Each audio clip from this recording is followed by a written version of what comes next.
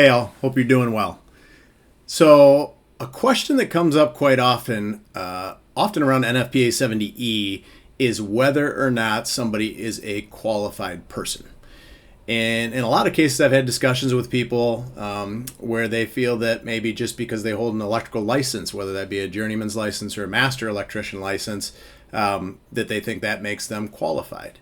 Well, that may help in being qualified, but just holding that license, regardless of whatever state or jurisdiction you hold that in, does not make you a qualified person in the eyes of NFPA 70E, nor an NFPA 70B or the NEC. And when we think about that, that's fully from I'm going to jump into the NFPA link here, but that's fully from the electrical cycle of safety. So when we think about overall safety being achieved through the NFPA electrical cycle of safety, if you're not familiar with it, go to nfpa.org/ECOS. That's the acronym for it. But it's essentially the way we achieve holistic electrical safety. So we have the NEC, which of course is our safe installation document. We have NFPA 70B, which is how we perform electrical maintenance, and then NFPA 70E is used across the gamut to keep employees safe while they're doing that work.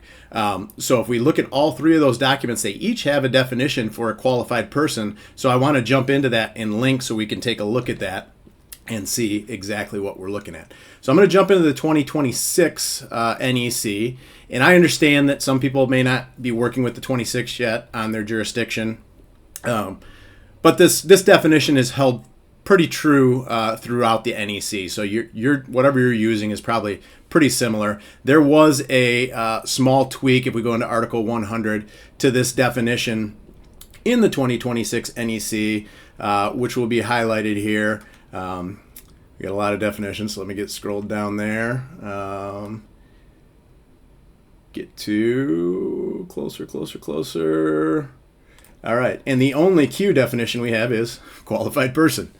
So with that, opening that definition, we can see that it is defined as one who has skills and knowledge related to the construction, operation, and installation of electrical equipment and has received safety training to recognize and avoid the hazard involved.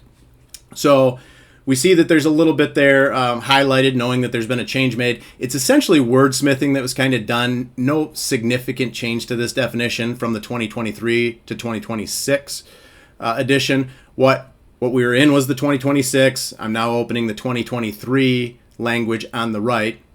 And we can see that those terms operation and installation were still in the 2023, but it was just rearranged essentially to make it read a little better and be a little more clear. A lot of the changes that are done to the NEC through the cycles are around clarity, helping to understand a little better without going in and looking at the specifics to what the code making panel used as their reasoning for that. I would guess it's somewhere along that line.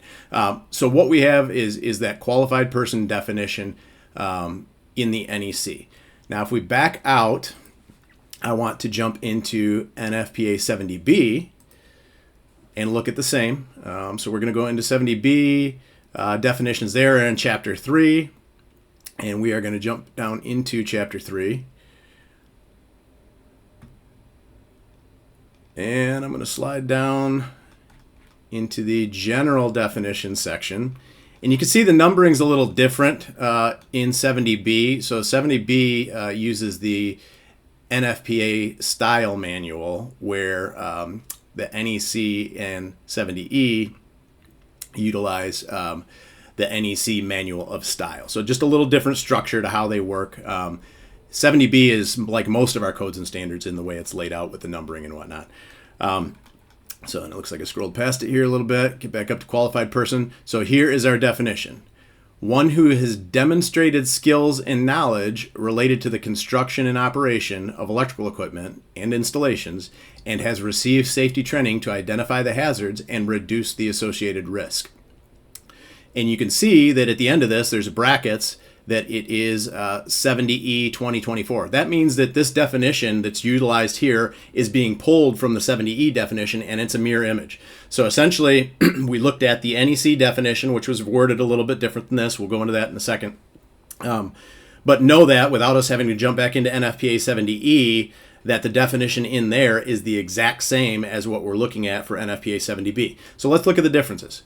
So what I'm going to do is in my reference panel, I have saved the 2026 NEC definition of a qualified person in that. And I think it might be a little covered up by my video. It looks like it is. So let me pop out of there for a minute. I'm going to go to a different scene so you can see that. And that's not going to give you exactly what you want. So let's do this. I'm going to just highlight the words that are keys here that are really not a part of the qualified person definition. So in the NEC.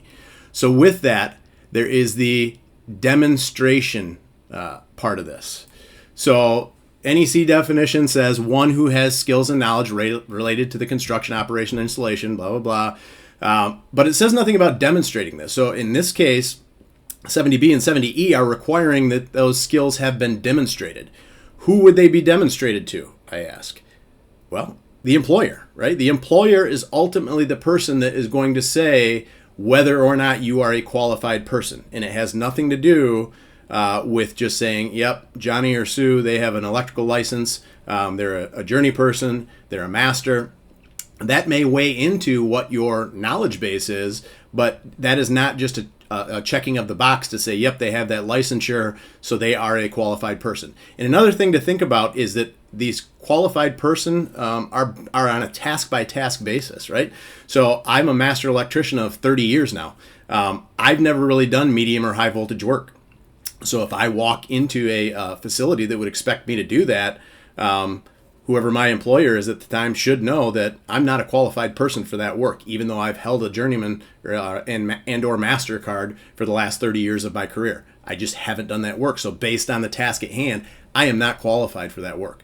So that's something we also need to think about, because the ultimate goal here is obviously safety to the worker. So with 70B, 70E, you have to demonstrate that skills and knowledge, and we're demonstrating it to the employer so they can say, yes, I have seen, John or Sue, and they have fully demonstrated to me that they have the skills and knowledge around this particular equipment, and they know what they need to do there. The second piece to this is the NEC definition says they've received safety training to recognize and avoid the hazards involved. Okay, so yes, we've received safety training specific to this task around this equipment.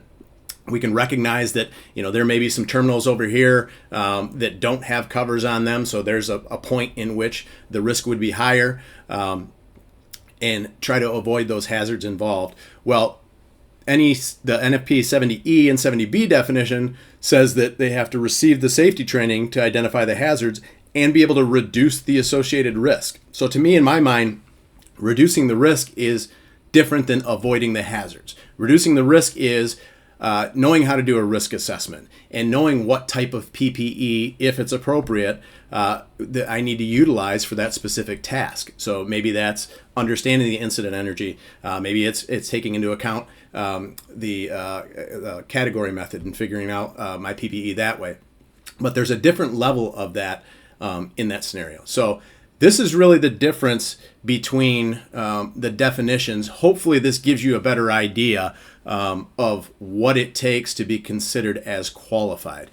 First of all, the answer to the video's question that it poses at the beginning, simply holding an electrical license does not make you a qualified person. The only person that can determine whether you're qualified or not is your employer, and that should be evaluated based on the task at hand. So for example, again, 30-year electrician here, I am not in a position where I could work on medium or high voltage equipment because I'm not trained in it. I can't tell you what the risks are. I have a general idea looking at it, don't touch that. But outside of that, I don't know my real risks. So I certainly can't reduce those risks, and I can't demonstrate the knowledge. So I hope this video helps to clarify a little better what a qualified person is. If you have any questions, make sure you drop it in the chat. And remember, stay current and stay safe.